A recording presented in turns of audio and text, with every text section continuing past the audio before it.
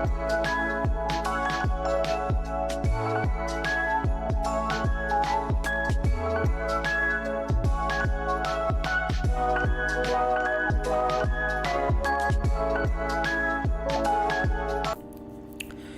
hello everyone and welcome to this stream. Thank you for joining me today. If you are new here in this series of streams on the official Laravel channel, we are building a Laravel application from scratch. It's an application like Airbnb but for reserving home offices for remote workers. So if you have a room like this, you can offer it to people to rent, and so they can work with high-speed internet and an ergonomic desk and ergonomic chair. So in this series of streams, we are building this application. In the past streams, we worked on the endpoints for creating, listing, updating, and deleting the office listings. And we also worked on filtering through reservations, so you can find reservations that you have made in the past, ones that are coming in the future, or reservations that were made on offices that you offer for rent. In this episode, we are going to continue working on the application. We have some housekeeping to work, but after that, we will start working on the making reservation endpoint, the endpoint that any front end will be using to make reservations in the system. And later on, we will work on the endpoint for canceling reservation before we call we consider this phase as done in the project, and we try to deploy it to production. So we are going to get started now by doing some housekeeping. So let me share my screen so we can get started. So this is the to-do list for the application that we want to work on. First, before we start working on the make reservation endpoint, we want to work on converting the filtering reservations by date to an eloquent scope, because the query exists in two controllers. So instead of having to maintain the two pieces of code, we are going to use eloquent model scopes to store the query instructions in the scope method inside the model and then reuse it in multiple controllers. And also, one of the viewers alerted me that the filtering for reservations between a date was excluding reservations that started before the date range and ended after the date range. So this is a bug in our code that we need to fix first before we can continue working on the rest of the stuff. So we are going to get started with these, but first let me take a quick look at the chat. Hello from India, from Kenya, from Croatia, from Romania, from Pakistan, from Indonesia. Glad to have you everyone here. I'm really happy that you are enjoying this stream and you are coming back to it every week. Hello from Tanzania, and hello from me here from Egypt to every one of you, and I hope you enjoy this stream. We have a lot to do, so we are going to get started right away. So first we need to convert the filtering reservations by date to an eloquent scope. In the user reservation controller here, we have this query that allows people to filter reservations by an office, by status, and they can provide a date range, and we will show them reservations that were made within this date range. And this same query exists in the host reservation controller, this part as well. So instead of having to maintain this code in multiple controllers, we are going to convert it to a query scope inside the reservation model. And to do that, we are going to create a public function called scope between dates, just to be explicit. A scope function accepts the query instance or the eloquent builder instance at the first argument, and for the second argument we can provide the from and to values that we are going to filter in between. And then we are going to copy this from here and return it here like this. So let me close this, and instead of reading from the request, we are going to read from the argument, and same for the to date. We're going to read from the argument provided, and then we will pass or read the from and to variables from the method scope instead of reading it from the where or the closure that's provided to the where function. That's why we are going to use to and from to read the variables from the outermost scope. And that's all we need. So let's just format it a little bit, and then here, instead of calling the giving the eloquent the instructions, here we are just going to use the scope. The scope is called between dates, so we will call between dates right away here. So between dates, and we will provide the request from date and request to date. You can also refactor this to use the short form of closures in PHP 8, and that will do. Let's run the tests to make sure that we didn't break anything. So PHP artisan test, and we are good to go. Now we can use this with the inside the other controller as well, which is the user reservation controller. So instead of this, we are going to use this. Let's run the tests, and we are good to go. So we can mark this as done. We converted it to an eloquent scope. Next, we will look into including the reservations that started before range and ended after range while filtering. And to do that, let's go to the test here, where we test the filtration. And if you haven't seen the video from last time, we create 3 reservations that we expect to see within the assertion, within the results, and then some other reservations that we shouldn't see, and then we filter by from date and to date and assert that the JSON returned only the 3 reservations that we expected, and these 3 reservations are actually the ones that we expected to see.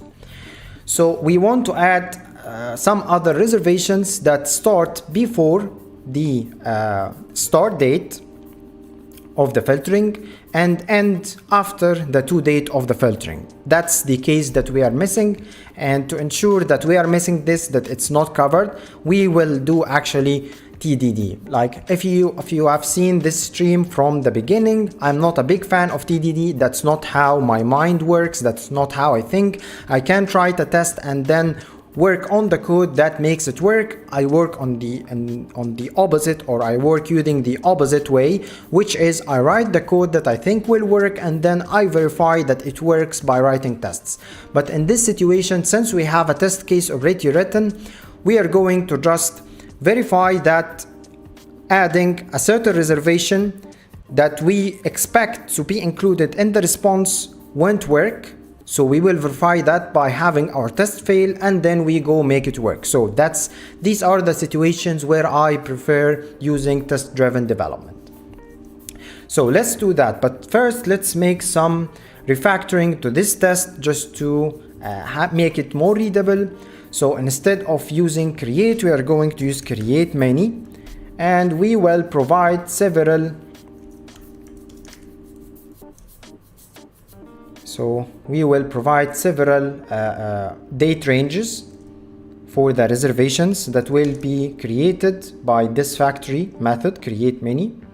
So here, again, another one, and then we can remove this and call this one reservations.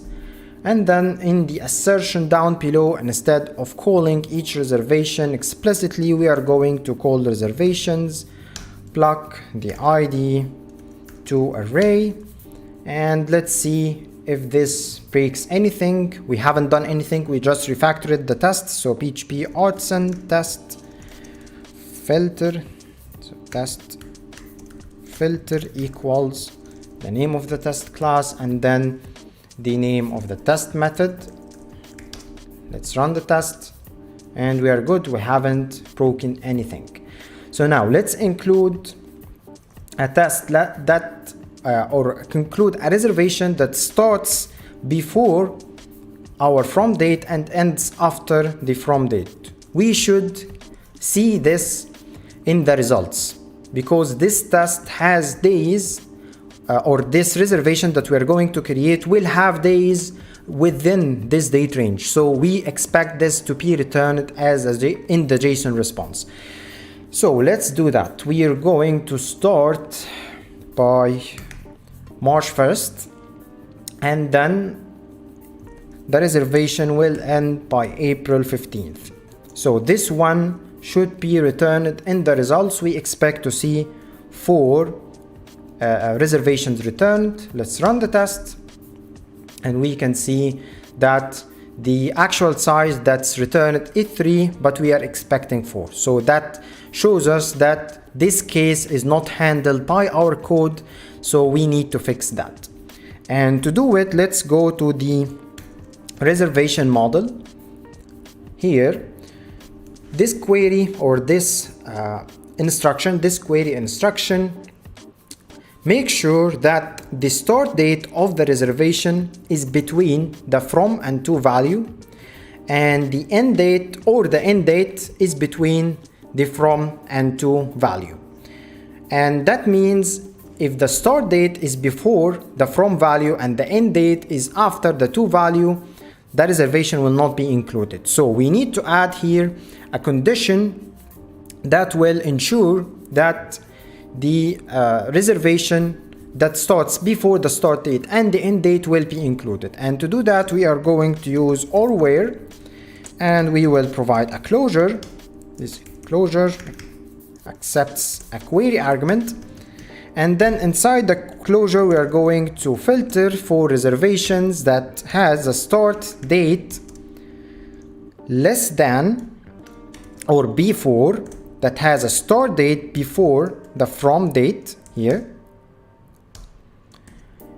and has the end date after the to date. All right. So using this, we expect reservations that start within the date range or ends within the date range or starts before the date range and ends after the date range to be included inside the results. So to verify that our code here fixes the issue, let's run the test again and we get the expected results. Now we fixed this issue and the results will include dates or reservations that start before the start date and end after the end date of our filtering. So that should take care of it. Let's go to the to-do and mark this as done. Then we have a quick look at the chat.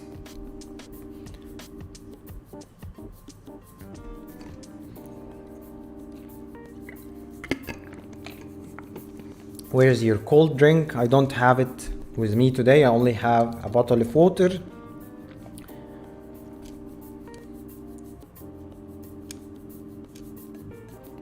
Side note, you don't have to return from a query scope. You're right, we don't have to return from a query scope. So if we exclude this, reservation, if we don't return here, and we actually don't return here, nothing will be broken, I think. So let's run the test. Let's run all the tests and we are good to go. So yeah, we don't have to return. You can return or not return, it won't really matter. Don't you use the Laravel IDEA plugin? Actually no Christoph, I haven't tried it yet, but people keep recommending it, so I guess I will have to try it one day. Hello from Afghanistan. Hello from India.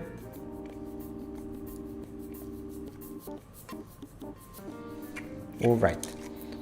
So Gul, I think you need to rewatch the stream after it's done where I explained the problem, and you can take a look at the code after I push it to production. In fact, let me just push it. So I'm gonna web, which will just commit all the changes and push it to the repo. You can go to the repo and check the test case that was failing, and now it's not failing, to understand exactly what we did fix.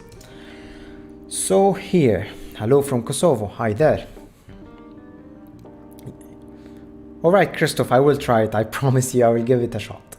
So now let's move to the make reservations endpoint. And this endpoint should be included under or inside the, or should be handled inside the user reservation controller. So we are going to create a post route here, reservations, user reservation controller, and call create. To be able to create a reservation, you must be, or make a reservation, you must be authenticated and your email must be verified. So we have these middlewares included. And then inside the user reservation controller, we can go and create a create method. Inside this create method, let's take a quick look again at the to-do. User must be authenticated and verified. This is covered. Token if exists must allow reservations make. So let's copy that from here and paste it here and change this so we check if the token has the reservations make ability. So we are done with this. User cannot make reservations on their own property. All right, makes sense. And validate no other reservation conflicts with the same time. That makes sense as well. And we are going to have to use locks to make sure that the process is atomic. And by atomic I mean that what if two users at the very same time they're trying to make a reservation on the same office within the same time range?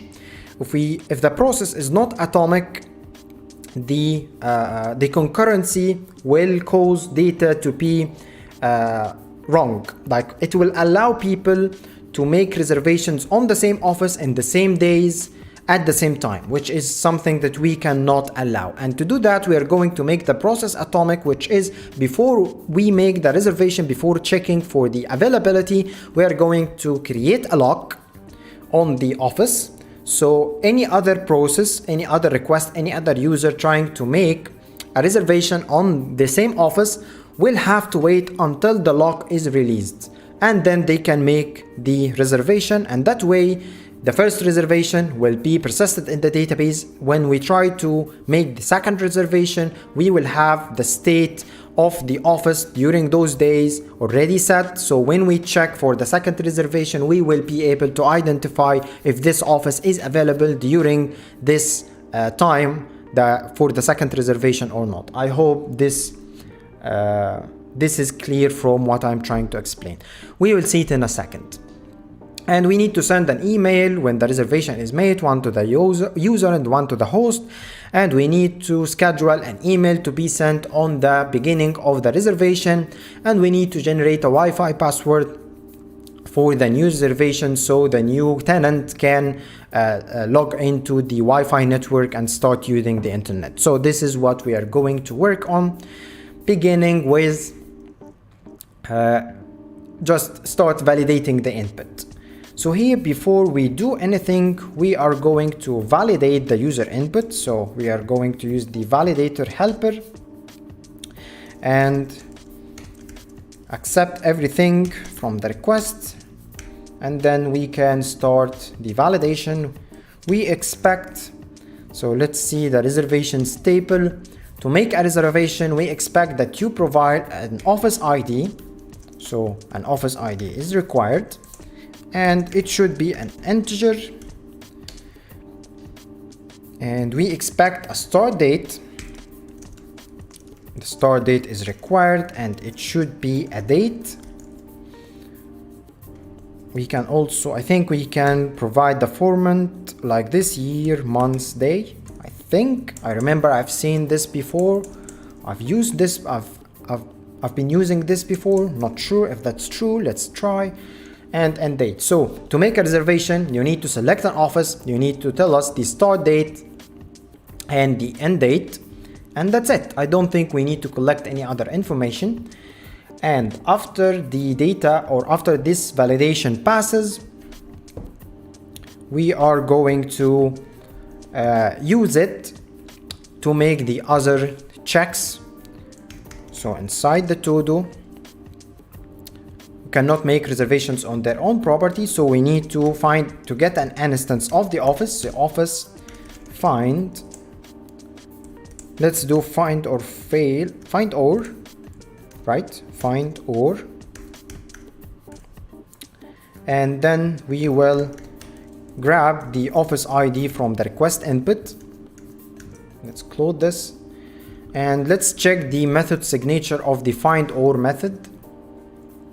Not find or fail. There was some find or. I'm sure there was something. Find or. No, there was this method find or. I'm not sure where it is. Find or. It doesn't exist. I think I maybe have seen this method where you can say find this eloquent model or do that, but I'm not sure if it was removed. If it was removed from the from the framework. Find or fail. No, it's not find or fail. It was something else. Find or. There was a find or method, not a find or fail. But for now, let's use find or fail. The find or fail will return a model not found exception, but we don't want to throw this exception because it will return 404. We don't want to return a 404. We want to return a validation exception in this case. So we will catch an exception here, the model not found exception. We will catch it. So model not found exception, and throw a validation exception instead. Illuminate validation exception with messages, and the message would be office ID, and we will say invalid office ID. Right? Yes, Rohit, I was referring to a closure. There was a find or method, or was it first or? Yeah, this one. It was first or. Yeah, it was first or. I think it would be nice to have a find or method as well. Instead of the first or besides the first or, there would be a find or method which will allow us to find a model by its primary key, and if that model doesn't exist, we don't have to wrap try and catch. We would just pass a closure that throws the validation exception. So having this method in the framework is something valuable in my opinion. All right.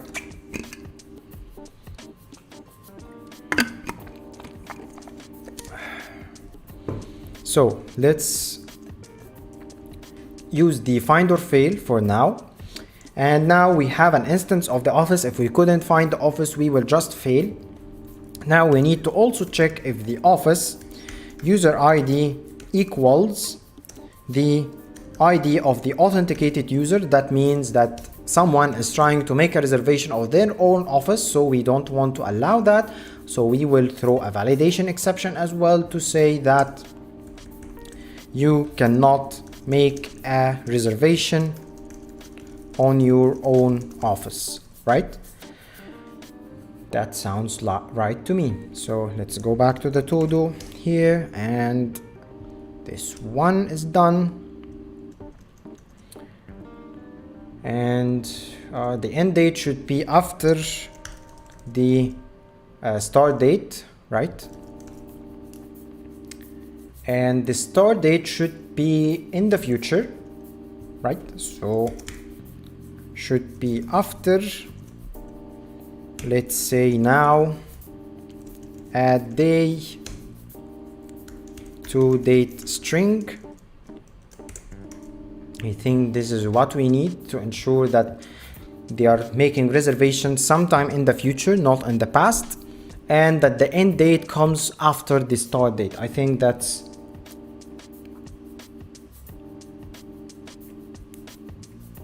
all right. So I think that covers it. Now what we want to work on is to make sure that the reservations do not conflict. And to do that, we will run a query on the office. So here, office reservations. We will filter through the reservations of the office and use the scope here, the reservation model. We created a scope between dates. So if this office has any reservations between dates, and we will provide the request start date and the request end date count. If the count is more than 0, that means there are reservations conflicting with this reservation, so you cannot make a reservation. So here you cannot, let's say the message, you cannot make a reservation during this time. Right. Also, we need to filter to make sure that where status is reservation active, status active. So we are filtering through reservations of this office that are active and are between or conflicts with these dates, the start date of the end date. If there are any reservations that conflict with this date range, that means we cannot make this reservation happen, right? And let me bring the chat up. You can use exists instead of count. That's a good idea. Let's do exists. All right. And we can also make another scope. So reservation, we can create another scope, active scope or scope active between, and this one would accept the same as this one. And what it will do is that it will filter by status, where status equals reservations active here, and also it's going to use the other scope at the same time here and read the start date from the argument and the end date from the argument as well. And instead of this, we will use active between, and it should have the same effect. So a scope that's calling another scope. So if the office has reservations that are active between this start date and end date, then we will throw this exception. And I think that's all that we need to validate, right? Nothing else to validate. But now regarding the lock, imagine that two reservations, let's go back to the user reservation controller. Imagine that two reservations or two requests are trying to make a reservation at the same time.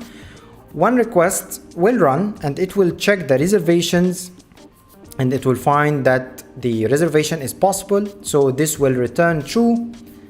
And then the next request, just 1 millisecond apart, will run the same exact query and it will find that there are no reservations. So the validation exception will not be returned. So in that case, the user or two users will be allowed to make reservations on the same date range. So to avoid that, we need to use locks or cache locks. Let me take a quick look at the chat because I think there are a lot of messages.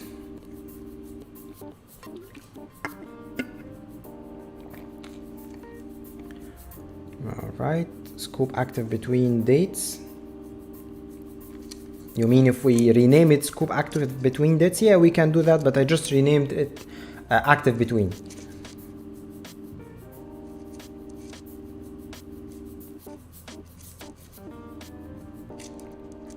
The from and to parameters can be converted to a DTO. Yes, you're right, but I won't do that now. But of course you can refactor it to use a DTO if you want.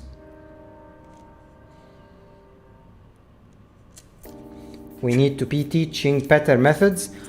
In my opinion, it's not better or worse. It's just what you prefer and what you are used to. I don't like just using some fancy refactoring patterns just for the sake of using them and consider them that they are better. I don't think so. You just do what makes sense to you and what you are used to, of course, and what the team is used to. So that's my opinion. You can use a DTO, or you can just provide arguments just like I am providing now. All right, so we have this. Let's convert to using the cache locks. And to create a lock, we will use the cache facade and call the lock method. We need to give each lock a name, and for this lock we are going to call it reservations on office and provide the office ID, so we can acquire a lock on a specific office, right? And for the second argument, we are going to provide the number of seconds this lock should remain before Laravel automatically clears it for more requests or for future requests to be able to acquire the same lock. If it wasn't released by the application, it's going to be released automatically after, let's say, 10 seconds. And then we provide a closure, and this closure will have the code that should be executed if we were able to acquire a lock. No, I don't think that's correct. That's for something else. It's not a closure. We are going to call the block method, right? And provide the number of seconds we should wait before we can acquire a lock. If the lock wasn't available right away, we will wait 3 seconds. And then we provide the closure here. I think that's the correct syntax. So the lock method expects the name of the lock, the number of seconds before the lock will decay automatically, and the third argument is the owner of the lock. We're not gonna need it now. And then we call the block method, which expects the number of seconds to wait. If we cannot acquire a lock right away, we will wait for 3 seconds, and then the callback that should be executed whenever we are or whenever we were able to acquire a lock. So this is all we need. Now let's move this to be inside the lock. So we make this check, or we run this check only if we were able to acquire a lock, and we won't allow other reservation requests to acquire a lock and make this check until this lock is released. So inside the lock, we are going to check if there are active reservations that conflict with the start date and end date. And after that, we can go ahead and create the reservation. We will return the reservation, create, and the user ID is going to be the logged in user ID, and the office ID will be the office ID, right? And then the start date will be, we will get it from the request, so request start date, and the end date will be taken from the request as well, so end date. And what else? Let's check the reservation table, the migration, user ID, office ID. We need to fill the price, so here we need to fill the price with something. And we also need to fill the status. The status will be active. So when the reservation is made, it's going to be active for now. So reservation status active. And that's it.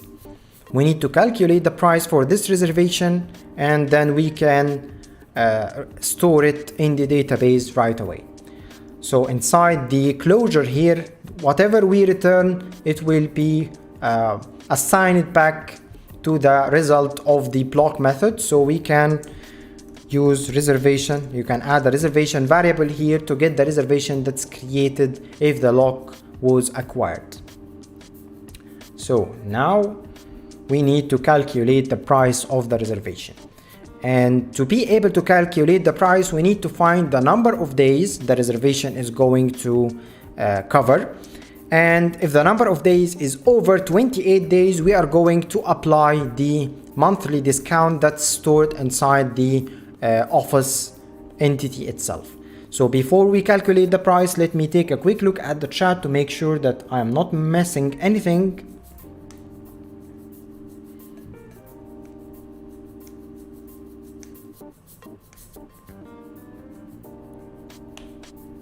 What if I reserve an office from today till the end of the month? How to prevent another user to reserve the same office? This validation will prevent it. We will grab all the reservations that collide with this reservation, and if there are any reservations already colliding, we'll just throw an exception which will prevent users from making reservations during the same time range. I hope that answers your question. Add motion lab. Would you be writing some tests for this? Of course, we will be writing some tests for this. Need to some validation to check beforehand. Right. So I hope this answers your question. Add motion lab. Hopefully you can get back to me and let me know if that answers the question. So let's continue. Now we want to calculate the price, and to do that, we need to find the number of days. So the number of days for the reservation equals, we will use an instance of Illuminate support Carbon, and we will use the parse method to parse the request, the start date coming from the request, so start date. And we will call the start of day method. So the date instance or the Carbon instance is an instance of the start date from the beginning of the day, not the middle of the day, not right now where the request runs. We want to reach the start of the day at the first minute or the first second of the day. So that's why we call start of day. And then we also need, or let's copy this and actually start with the end date, end of day, and then we will find the different end days between the end date and the start date. So this should give us the number of days. And given the number of days, great, looking forward. All right, no questions. And given the number of days, we can finally calculate the price. So let's calculate it here. And the price would be the number of days multiplied by the price per day of the office. If we check the office table here, there is a price per day and a monthly discount. So the price of per day is equals the number of days multiplied by the price per day. And if the number of days is more than 28, right, we are going more than or equal 28, and there is a discount. So office table has a monthly discount. So if the office has a monthly discount and the number of days are over 28 days, we are going to apply a discount. So price equals price minus price multiplied by the office monthly discount over 100. So this will deduct the monthly discount percentage from the price that we calculated earlier, and then we can store the price right here. And with that, I think we are done with creating or writing the code for creating reservations. We will return a reservation resource here, make and return the reservation instance. We will load the office, so it's included in the response. with the featured. No need to load the featured image. We will just return the office user reservation controller. We will just load the office with the reservation. If that even makes sense, we can return the reservation without loading anything. So in this context, it's really not important to include the office in the response. So let me take a quick look at the chat before we start writing tests to cover this.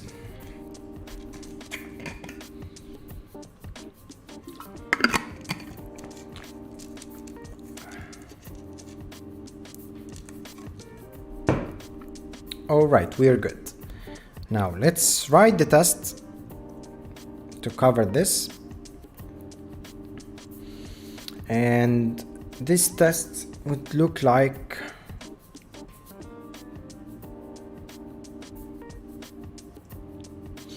Google is saying too much logic. It's business logic. It's not something that we can avoid. These validation checks has to be there or have to be there, and the lock should be there, and the calculating of the price should be there. So we cannot avoid any of this code, but of course we can refactor it so we don't include all this business logic inside the controller. So refactoring is always on the table. You can refactor your code whenever you want, but again, the way I work is using the spike and stabilize method, where I just write the code that I think will work in whatever way, and then I verify that this code works, and then later on I refactor if I want, if I have time. So that's the priorities for me, or the way I work.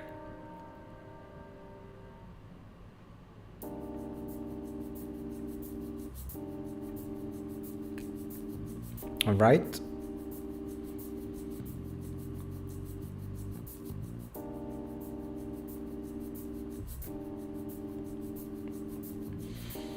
All right, so I think we are good to go.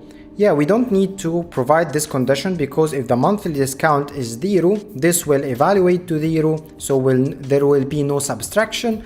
But I think it will just make the code look more explicit that this is the condition where a discount is applied if the number of days are over 28, and if there is a discount on the office.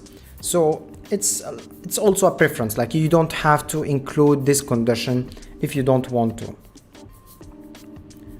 All right, let's write the test. So user reservation controller test, and we create a method or a test method. It makes reservations, right? Now let's close this, and we will grab this part. So we need to create a user, we need to create an office, we need to be acting as this user, and we are going to make a request, this post JSON, and the URI is API reservations, and we expect some input here, and the input would be the office ID. We need to provide the office ID, which we can take from the office that we created. The start date should be maybe now. Add days, let's add 1 day. Add days, we will add 1 day. And then the end date, let's make this reservation for I don't know, maybe 40 days from now, or 41. So we have a reservation for 40 days. So the reservation starts tomorrow and ends after 41 days. So the reservation duration is 40 days. And that's it. We can just check the response that we will get for now. And let's run this test just to see what we get. So clear PHP artisan test filter equals test class, and then test method name.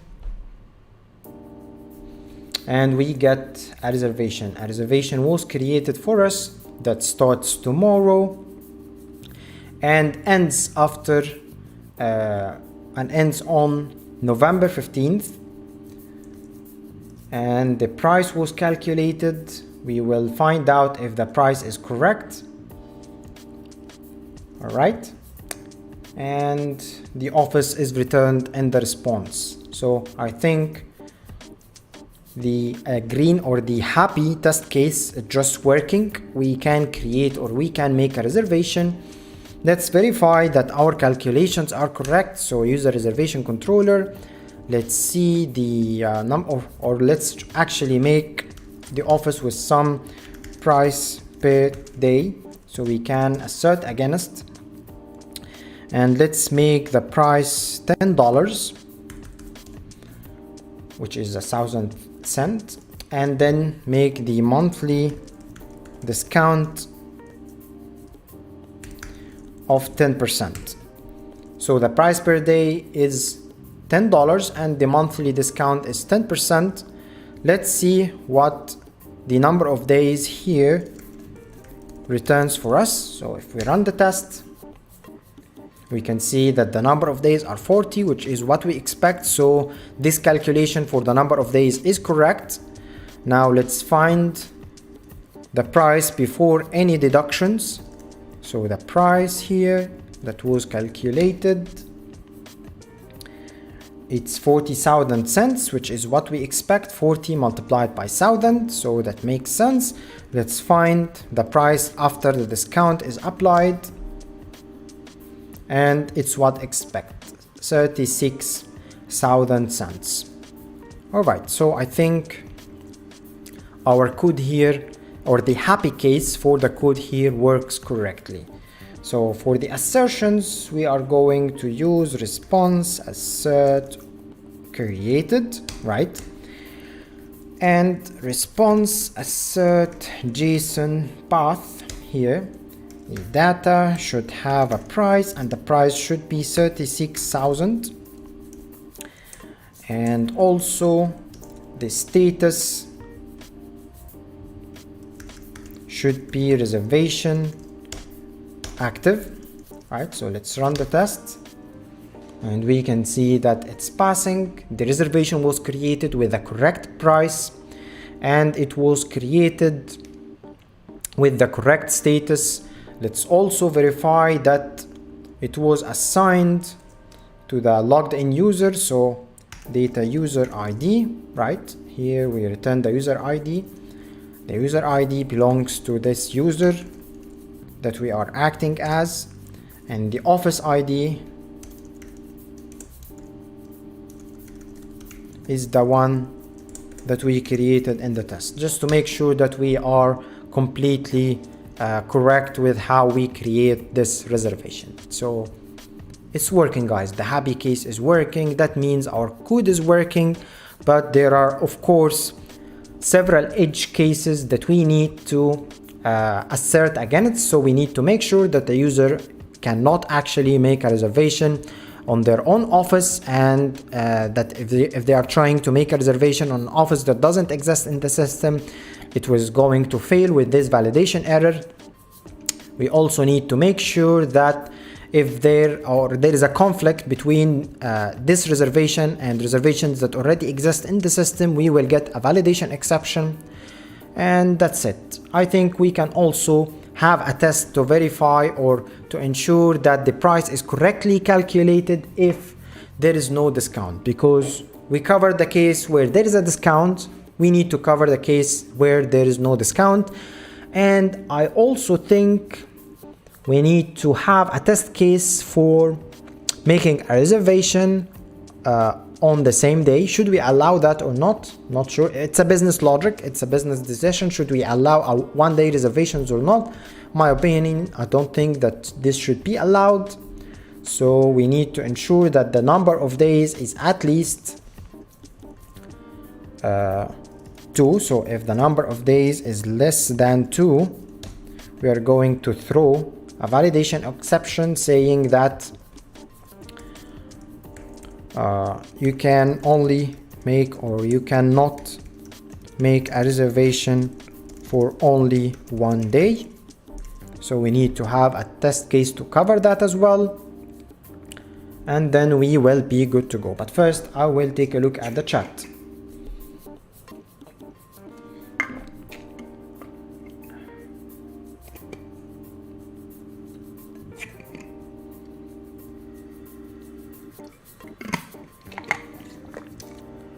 All right.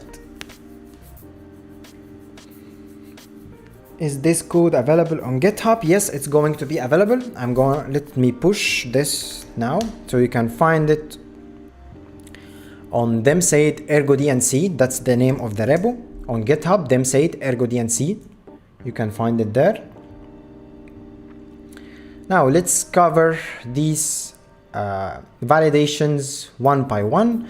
Of course, you can make a validation for the token, but I'm going to skip that in this stream. Just you need to make a validation to ensure that the user is authenticated, another validation to ensure that the user has the correct token ability. You can do that in your application. So let's first ensure that we cannot make a reservation on an office that doesn't exist. So user reservation controller test. And we can say that it cannot make reservation on non-existing office.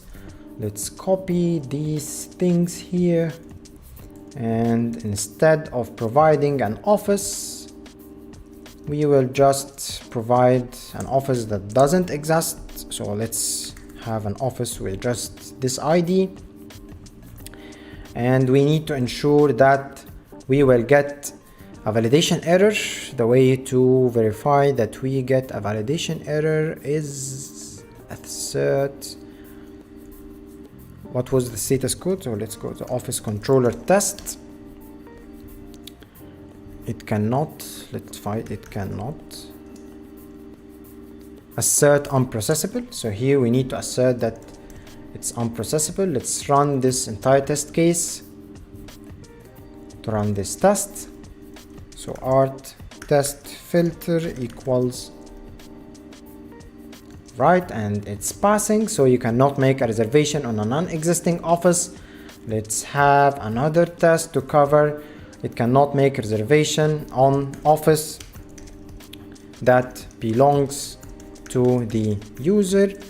And in this case, we are going to create an office. So here, office equal office office factory for user. So the office belongs to the user. Create. So office, here we provide the office ID. We should get assert unprocessable as well.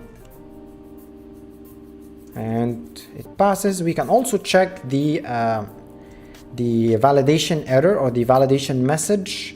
I think it's by calling assert validation, assert JSON validation errors, and we can provide the string of the errors. So invalid office ID here, right?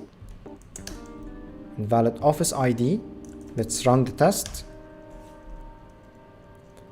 No, so it should be keyed by the attribute name, and it passes. And then again here we should assert that it's failing because you cannot make a reservation on your own office. So here you cannot make a reservation on your own office. Let's run the tests. Correct.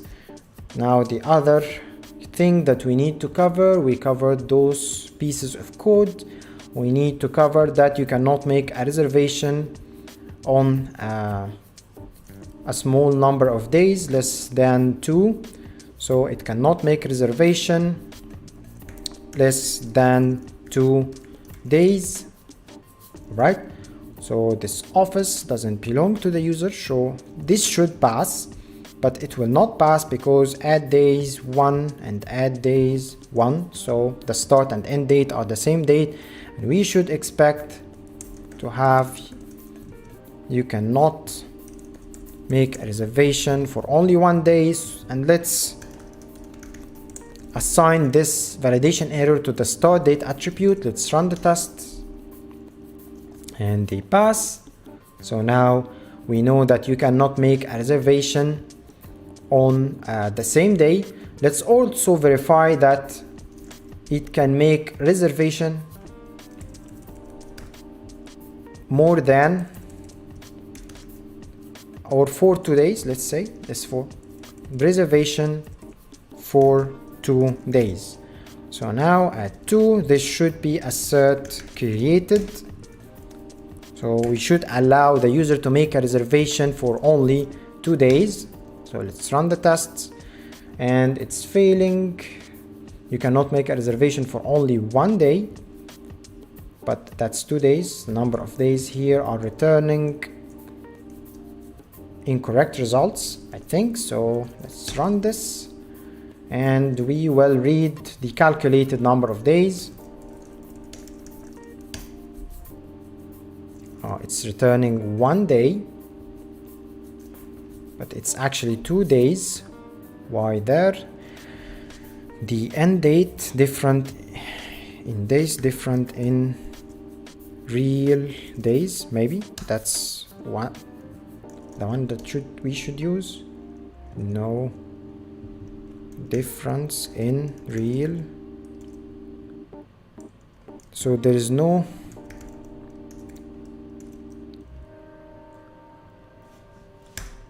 way we can check. Yeah, if we think about it, the difference between the end date and the start date is 1 day. So the number of days for this reservation is actually 1 day. So I think here we need to do +1, because this method is going to return the difference between the days excluding the last day. So if we do +1, the number of days here should be 2, correct? And this should pass, right? It's passing. But then this test here will fail. This one will fail because we are providing 41 days, but should be 40. So it will start tomorrow and end after 40 days, including the 40th day. So this should give us working tests and the business logic is preserved. So here this +1 allows us to include the last day of the reservation, because the tenant will not leave at the beginning of the last day, but they will leave at the end of the last day. They can stay in the office during the day of their last day of the reservation. All right. Alright, so I think we fixed that. Let me know, guys, if there's something that I am not noticing here, but this should give us correct results. So it's making reservations for 2 days. What else do we need to verify? We need to verify that you cannot make a reservation with conflicting reservations. So let's copy fun. No, that's fun. Let's create a test. So this test, it cannot make conflicting, make reservation that is conflicting. And to make this test, let's use this data. Let's use this data here. So we have a user and we need a user, we need an office, right? And there we will be acting as this user, right? And making reservations. We need to verify that we cannot make a reservation while there is a reservation on the same office. So reservation for office, and this reservation, so let's check the reservation factory. All right, so reservation is active by default, so we need to create a reservation for this office that has a conflicting start and end date. So we will copy that, and no, we cannot use a rigid one like this. So now add day 1, all right, to date string, and the from date or to date will be now add day, let's say this one is for 15 days, to date string, right? So from to, we need to create one that's conflicting. So let's create one that starts after the one that we want to create. So add day 2, so it starts in the middle of the reservation that we want to create, and it ends on the to date. So this one is a conflicting reservation. It shouldn't allow us to create a reservation. So let's copy the assertion from here. It should be unprocessable, and the user reservation controller, you cannot make a reservation during this time. So we expect to get this error response when we run the test. Let's check that, and it's failing. Call to undefined method for reservation factory 4. Let's run the test again, and it's passing. So now we cannot make a reservation that's conflicting. Of course, we will need to cover this area with multiple tests. We need to cover, or we need to make sure that we cannot make a reservation during, we are not using it already. So now add or to date string. No, it's already a date string. So from date and to date, let's run the tests to make sure that everything is working, and yes, it's working. So the test is correct. Again, as I was saying, this reservation is conflicting because it's starting after the from date, right? And ending on the same day, so it conflicts. We need to make other tests to ensure that a reservation that starts before the from date and ends after the to date will also conflict, and a reservation that starts before the from date and ends during the time between the from date and the to date will also conflict. It's the same tests that we have here. These cases, we need to ensure that these 4 cases will cause a conflict in the reservation, and it will return a validation error. So these are things that I'm going to do offline because we are out of time already. But just to give you an idea on how I think about writing tests, I try to think of all the scenarios that may break the code and write tests to make sure that the code is not broken. So that's how I think. So these are other other situations that we need to write tests to cover, and I'm going to do that offline. Let me push to the repo so you guys can get access to the code. And now I'm going to take a quick look at the chat.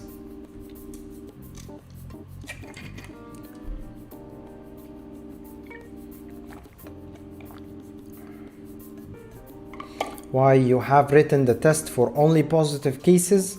I don't understand what you mean.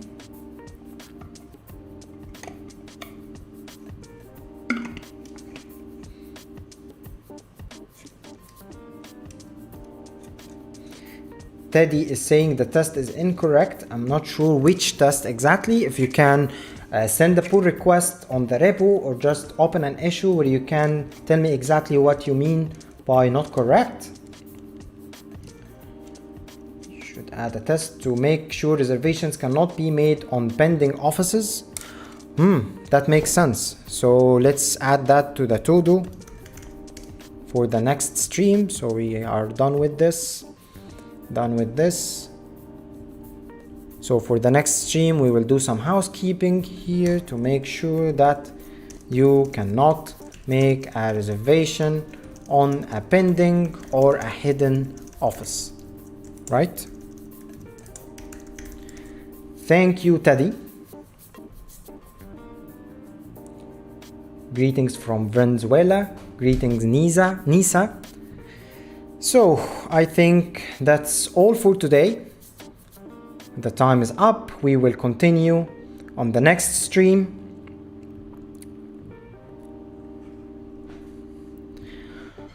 So that's it for this stream. I hope you guys learned something, and I hope that you understand the idea behind how I write tests. It's a personal preference.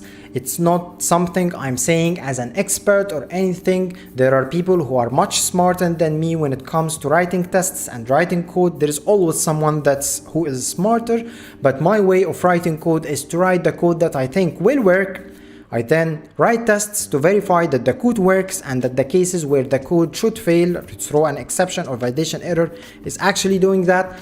And then finally, if I have time, if the deadline is still far in the future, I then can work on refactoring the code and making it look beautiful. I can extract the code to services. I can extract it to use the repository pattern, the factory pattern, and these all amazing smart patterns that can make your code more maintainable and much easier to understand. But again, because we are limited in time during this stream, I'm just coding everything in controllers, and I just extract things that are repetitive or the code that is repetitive to different classes, or use query scopes, or maybe in the future we are going to use the Spati query builder package, which will allow us to remove all the filtering from the controllers and let the Spati package do it for us behind the scenes, so our controllers are cleaner. So thank you again for joining me today. I hope you learned something, and I hope to see you in the next stream.